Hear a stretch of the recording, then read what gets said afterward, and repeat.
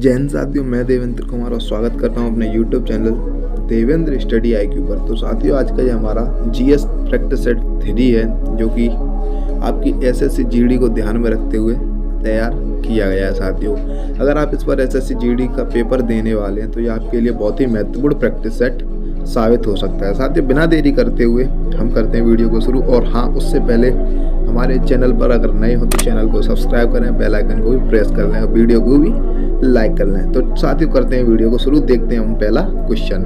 साथियों, पहला प्रश्न है, हॉर्नबिल फेस्टिवल जैसे त्योहारों का त्योहार भी कहा जाता है, किस राज्य में मनाया जाता है? साथियों, किस हॉर्नबिल फेस्टिवल किस राज्य में मनाया जाता है? साथियों, इसका सही आंसर होगा नागालैंड में मनाया जाता है। ठीक है साथियों, देख लेते हैं हम अगला क्वेश्चन। साथियों, क्वेश्चन नंबर 2 है, निम्नलिखित में से नृत्य का शास्त्रीय रूप कौन सा है? साथियों, ये पूछा है इनमें से कौन सा शास्त्रीय नृत्य है? साथियों, इसका सही आंसर हो जाएगा ऑप्शन ए, जो कि मणिपुर इसका सही आंसर हो जाएगा। किस राज्य में मनाया जाता है? साथियों, ये हमारे मणिपुर में मनाया जाता है। जबकि साथियों, भांगड़ा की बात करें तो भांगड़ा किस राज्य का है? ये हमारा पंजाब का नृत्य हो जाएगा। ठीक है साथियों, बढ़ते हैं अगले क्वेश्चन की तरफ। साथियों, बात करें तीसरे क्वेश्चन की, तो तीसरा प्रश्न हमारा, हरिप्रसाद चौरसिया किस वाद्य के वादन के विख्यात है? किस वाद्य यंत्र के लिए प्रसिद्ध हमारे हरिप्रसाद चौरसिया? साथियों, इसका सही आंसर हो जाएगा ऑप्शन बी, बांसुरी के लिए प्रसिद्ध है हरिप्रसाद चौरसिया। साथियों, हमारे SSC 10+2 2015 में पूछा गया प्रश्न है। ठीक है साथियों, बढ़ते हैं अगले क्वेश्चन की तरफ।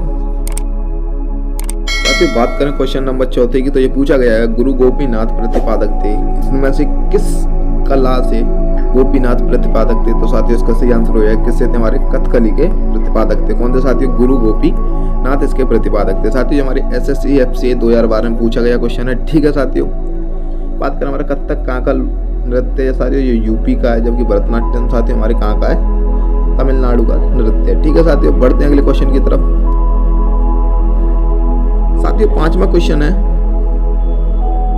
भारत में नृत्य, नाटक और संगीत के विकास को बढ़ावा देने के लिए जिम्मेदारी निम्न में से किसकी है? इनमें से किस एक संस्था की जिम्मेदारी है जिसमें हम नृत्य, नाटक और संगीत को विकास के बढ़ावा देने की इसमें जिम्मेदारी? तो साथियों, इसका सही आंसर हो जाएगा ऑप्शन सी, संगीत नाटक अकादमी की इसमें एक जिम्मेदारी है। ठीक है साथियों, ये हमारे SSC 10+2 और SSC GD 2015 में पूछा गया क्वेश्चन है। ठीक है साथियों, बढ़ते हैं अगले क्वेश्चन की तरफ। साथियों, क्वेश्चन नंबर 6 है, निम्नलिखित में से कौन सी साहित्यिक रचना R.K. नारायण द्वारा नहीं लिखी गई? इनमें से कहने का मतलब ये, इन चारों रचनाओं में से कौन सी साहित्यिक रचना जो कि हमारे R.K. नारायण ने नहीं लिखी है? साथियों, इसका सही आंसर होगा गार्डनर, जो कि R.K. नारायण ने नहीं लिखी है। जबकि हमारे ये तीनों, Malgudi days, Swami and his friends and guide, हमारी किसने लिखी है? R.K. नारायण के द्वारा लिखी गई है। ठीक है साथियों, SSC 10+2 2015 में पूछा गया क्वेश्चन है। ठीक है साथियों, बढ़ते हैं अगले क्वेश्चन की तरफ। साथियों, क्वेश्चन नंबर 7 को देख लेते हैं। पूछा क्या गया है कि CTBT का पूरा स्वरूप कौन सा है? इनमें से CTBT की फुल फॉर्म पूछ रहा है। तो साथियों, इसका सही आंसर होगा option C, comprehensive test ban treaty. Comprehensive test ban treaty इसका सही आंसर होगा ऑप्शन सी, जो कि साथियों हमारे SSC CPO 2009 GD 2015 में पूछा गया क्वेश्चन है। ठीक है साथियों, बढ़ते हैं अगले क्वेश्चन की तरफ। साथियों, बात करें 8वें क्वेश्चन, तो ये इसमें पूछा गया है, नगुल ड्रम किस देश की मुद्रा है? नगुल ड्रम जो कि मुद्रा है वो किस देश के साथियों? इसका सही आंसर होगा भूटान की मुद्रा है। इसका ऑप्शन डी इसका सही आंसर हो जाएगा। ठीक है साथियों, SSC 10+2 2013 में पूछा गया क्वेश्चन। जबकि साथियों, बात करें लाओस की मुद्रा हो जाएगी हमारी लाओ की। ठीक है, लाओ की। बांग्लादेश की हमारी ढाका टका बांग्लादेश की टका हो जाएगी। नेपाल की हो जाएगी नेपाली रुपया। ठीक है साथियों, नगुल ड्रम हमारी भूटान की हो जाएगी। ठीक है साथियों, बढ़ते हैं अगले क्वेश्चन की तरफ। साथियों, हमारा क्वेश्चन नंबर 9 है, संयुक्त राष्ट्र संगठन जिसे हम UNO बोलते हैं, उसका मुख्यालय कहाँ स्थित है? साथियों, UNO का मुख्यालय कहाँ है? तो साथियों, इसका सही आंसर होगा न्यूयॉर्क में इसका मुख्यालय है। ठीक है साथियों, अगर बात करें इसकी स्थापना, तो इसकी स्थापना हुई थी साथियों 1945 में इसकी स्थापना हुई थी। ठीक है साथियों, SSC GD 2015 में आया हुआ प्रश्न है। ठीक है साथियों, बढ़ते हैं अगले क्वेश्चन की तरफ। साथियों, क्वेश्चन नंबर 10 है हमारा, भारतीय स्टेट बैंक का मुख्यालय कहाँ है? भारतीय स्टेट बैंक का मुख्यालय की बात करें तो साथियों, इसका मुख्यालय कहाँ है? मुंबई में इसका मुख्यालय है। ठीक है साथियों, इसकी स्थापना की बात करें तो इसकी स्थापना हुई थी 1955 में। ठीक है साथियों, कब हुई थी? 1955 में इसकी स्थापना हुई थी, जो कि हमारे 3 बैंकों से मिलकर बना है। हमारा बम्बई, कलकत्ता और मद्रास, इन तीनों बैंकों से मिलकर बना हुआ और भारतीय स्टेट बैंक इन तीनों बैंकों से मिलकर बना है। ठीक है साथियों, SSC MTS 2013 में पूछा गया क्वेश्चन है। बढ़ते हैं अगले क्वेश्चन की तरफ। साथियों बात करें अगले क्वेश्चन 11 को नंबर की, तो गुट निरपेक्ष राष्ट्र जैसे NAM का प्रथम सम्मेलन कहाँ हुआ था? साथियों इसका सही आंसर होगा ऑप्शन ए, बेलग्रेड में इसका प्रथम सम्मेलन हुआ था। ठीक है साथियों, SSC MTS 2014 में आया हुआ प्रश्न है। बढ़ते हैं अगले क्वेश्चन की तरफ। साथियों क्वेश्चन नंबर 12 है, निम्न में से दादा साहेब फाल्के पुरस्कार का प्राप्तकर्ता कौन है? इनमें से किसको दादा साहेब फाल्के पुरस्कार नहीं मिला है? तो साथियों इसका सही आंसर होगा जेमिनी गणेशन को दादा साहेब फाल्के पुरस्कार नहीं मिला है, जबकि साथियों सबसे पहले हमारी देविका रानी को मिला था। ठीक है साथियों, बढ़ते हैं अगले क्वेश्चन की तरफ। साथियों क्वेश्चन नंबर 13 है, वह प्रथम महिला कौन थी जिसे 7 प्रमुख सागर तैरकर पार किए थे? जिसने 7 प्रमुख सागर तैरकर पार किए थे, वह पहली भारतीय महिला कौन थी? तो साथियों इसका सही आंसर हो जाएगा बूला चौधरी, ऑप्शन बी इसका सही आंसर हो जाएगा। ठीक है साथियों, जिसने 7 प्रमुख सागर तैरकर पार किए थे। ठीक है साथियों, बढ़ते हैं अगले क्वेश्चन की तरफ। तो साथियों बात करें क्वेश्चन नंबर 14 की। क्वेश्चन नंबर 14 है अपना, भारतीय न्यूक्लियर विज्ञान का जनक किसे कहा जाता है? Father of Indian nuclear science का विज्ञान का जनक किसे कहा जाता है? ठीक है साथियों, भारतीय न्यूक्लियर विज्ञान का जनक किसे कहा जाता है? इसका सही आंसर हो जाएगा ऑप्शन ए, होमी जहांगीर बाबा को इसका जनक कहा जाता है। ठीक है साथियों, बात करें सीवी रमन की, तो सीवी रमन ने हमारा रमन प्रभाव दिया था। ठीक है साथियों, बढ़ते हैं अगले क्वेश्चन की तरफ।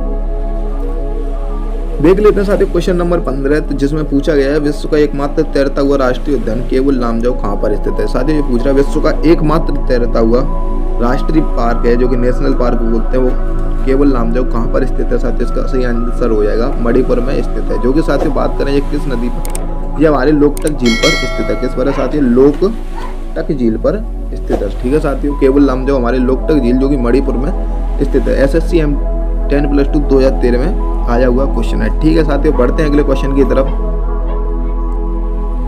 तो साथियों बात करें क्वेश्चन नंबर 16 की, तो नागरहोल नेशनल पार्क किस राज्य में स्थित है? ये पूछ रहा है सीधा सीधा, नागरहोल नेशनल पार्क किस राज्य में स्थित है? ठीक है साथियों, इसका सही आंसर हो जाएगा ऑप्शन बी, कर्नाटक इसका सही आंसर हो जाएगा। ये कि हमारे कर्नाटक में स्थित है। साथियों किसके लिए प्रसिद्ध है? हमारे हाथियों के लिए प्रसिद्ध है। किसके लिए साथियों? हाथियों के लिए प्रसिद्ध है। ठीक है साथियों, बढ़ते हैं अगले क्वेश्चन की तरफ।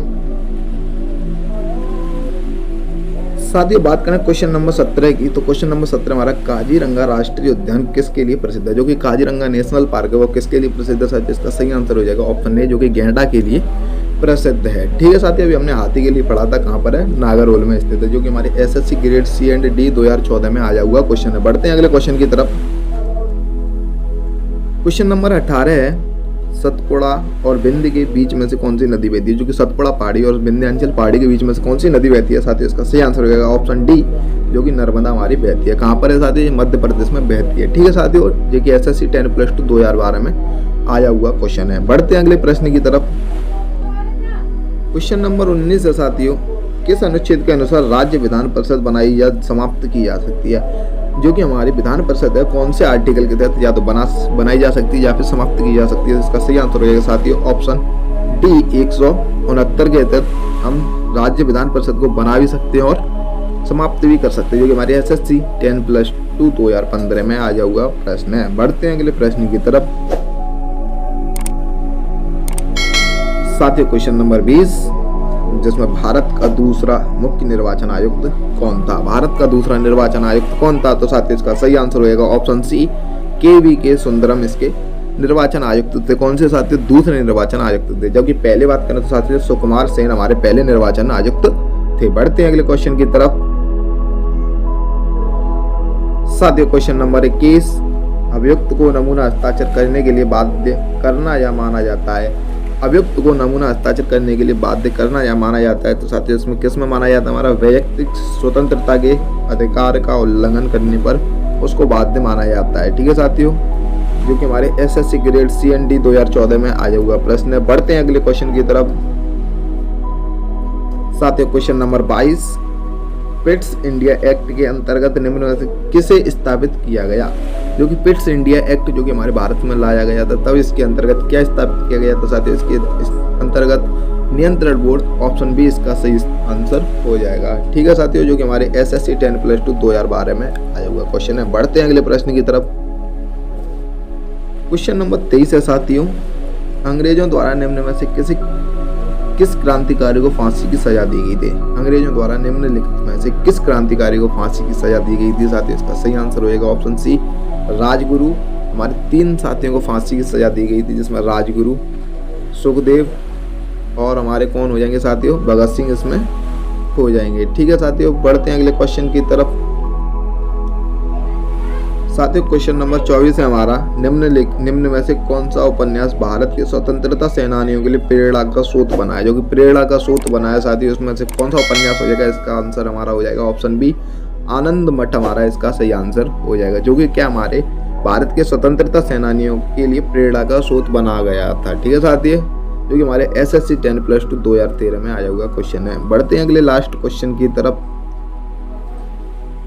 साथियों ये हमारा आज का लास्ट क्वेश्चन है, भारतीय संविधान के निम्नलिखित प्रावधानों में से कौन सा प्रावधान संसद के साधारण बहुमत द्वारा संशोधित किया जा सकता है? जो कि संविधान के निम्नलिखित प्रावधानों में से कौन सा प्रावधान संसद के साधारण बहुमत द्वारा संशोधित किया जा सकता है? तो साथियों इसका सही आंसर हो जाएगा ऑप्शन ए, संसद में गढ़पूर्ति। ठीक है साथियों, अगर आज का ये वीडियो यहीं पर समाप्त होता है, जो कि हमारे अगर वीडियो अच्छा लगा हुआ तो वीडियो को लाइक करें, चैनल को सब्सक्राइब करें, बेल आइकन को प्रेस कर लें, क्योंकि हमारी वीडियो का नोटिफिकेशन सबसे पहले आपको मिल सके। जय हिंद, जय भारत, धन्यवाद।